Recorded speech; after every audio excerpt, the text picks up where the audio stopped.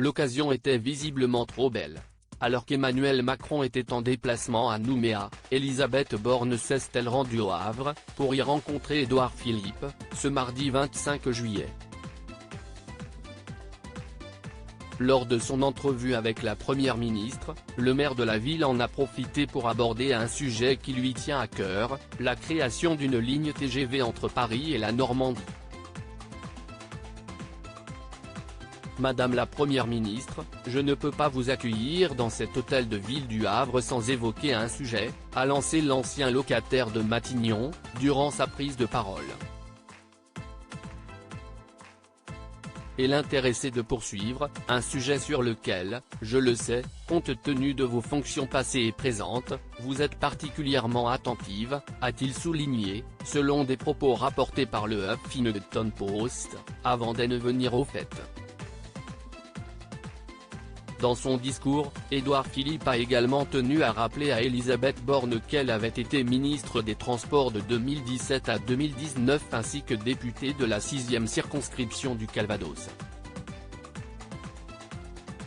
Si l'envie vous en prenait de nous en dire un mot, Madame la Première ministre, je ne voudrais pas vous commander non plus, enfin si l'envie vous en prenait, on serait très heureux, a-t-il déclaré, dans une prise de parole mêlant flatterie et suspense, comme l'ont précisé nos confrères.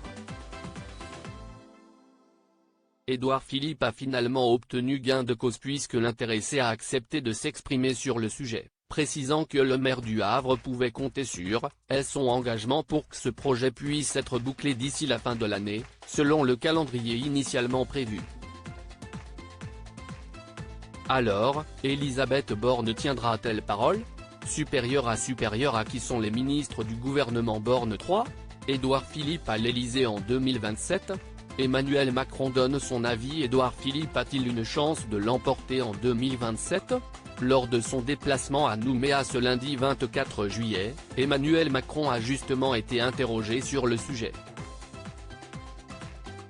Le président de la République a en effet été interpellé par un homme lui suggérant qu'au moment de la prochaine présidentielle, peut-être que M.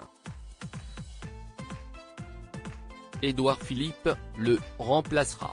Une hypothèse à laquelle l'actuel locataire de l'Élysée ne s'est pas montré fermé, bien au contraire, comme en témoigne cette séquence, dont le Parisien s'est fait l'écho, je tiens à ce qu'il y ait vraiment une suite à ce qu'on a mis en place.